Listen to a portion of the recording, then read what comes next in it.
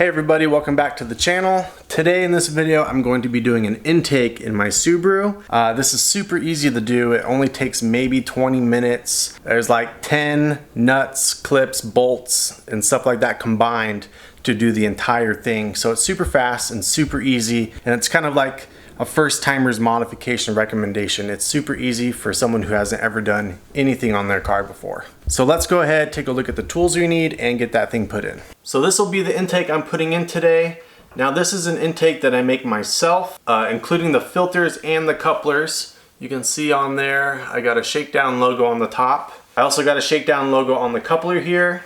And when I do my intakes, I like to use T-bolt clamps to make sure I get a secure connection here on the intake tube. Now right now I have this as a raw finish because I'm not really sure what color I want to paint it yet. I'm mostly putting this in today so that I can get tuned, and later on I can take it off and decide what color I want to do it. As far as the tools go, this is super easy. Like I said, you're gonna need at least a 6 and a 3-inch extension, and I like to use a deep socket to get that extra reach. You're gonna need 10 inches to get down to one of the bolts. You're also going to need a 10mm box wrench, a Phillips for the MAF sensor, a flathead, or a 10mm socket.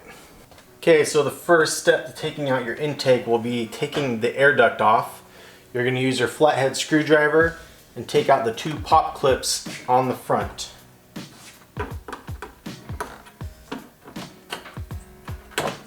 Once those are removed, you can take out the air duct. Now we are going to take out our post-MAF tube here, and you're going to use your 8mm socket or your flathead to take out these 2 clamps. Personally, I don't like flatheads, so I'm going to be using the 8mm socket.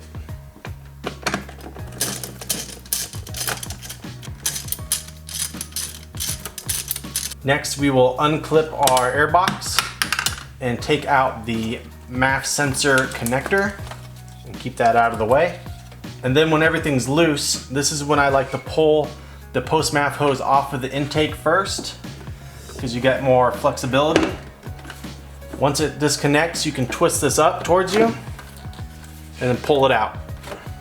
Now we are going to be using our ratchet wrench with at least 10 inches of reach to be able to get down to that 10mm bolt right there at the bottom on the frame.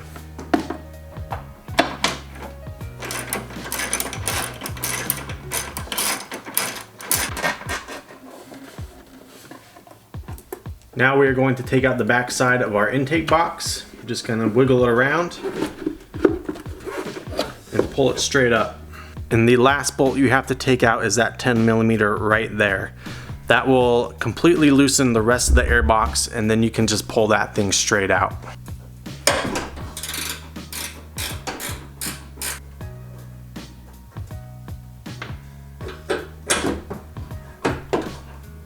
So those 2 bolts right there, you can decide if you're going to leave them in or take them out depending on the intake that you have. For me, I'm going to be taking it out because I plan on using that location to make an air box for this intake.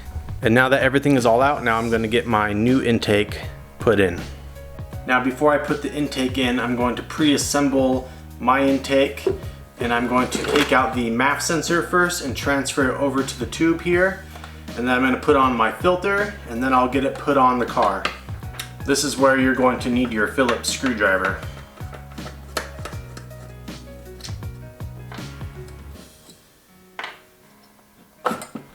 Now it is out.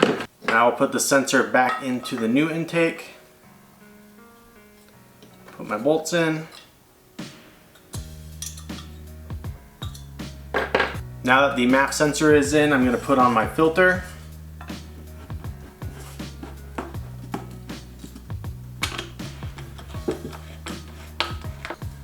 And now I can get this put in the car. Actually, before I do anything here, I'm gonna clean those hoses in that part of the engine bay up. First thing I'm gonna do is get my coupler put on my turbo inlet with my clamps here.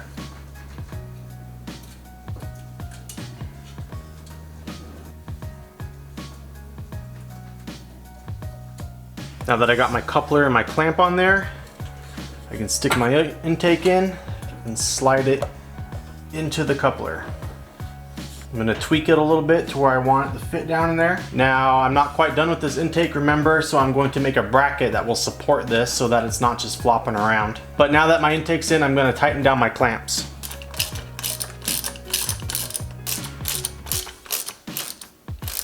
Last but not least, I'm gonna put my air duct back in. And it's important to keep this in to make sure you're keeping cold air feeding that intake. So here's a look at how my intake currently looks. Remember, this is not done yet. Got my clamps right there all tightened up. Shakedown logo boom right there. My MAF flange is easily accessible.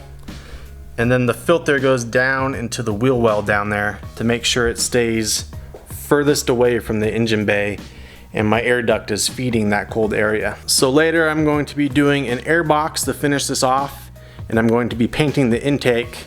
So leave a comment down below, let me know what color you think I should go with for this engine bay setup. I'm not quite sure, the neon yellow thing's kind of hot right now, but I'm not really sure I want to jump in line with everybody else. Alright guys, so that's going to wrap up the install on my intake.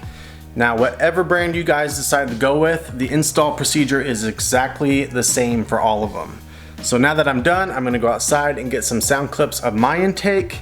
And don't forget to subscribe, give me a like, and leave a comment down below of what color you think I should do the intake and my engine bay accessories. Thanks, we'll see you on the next one.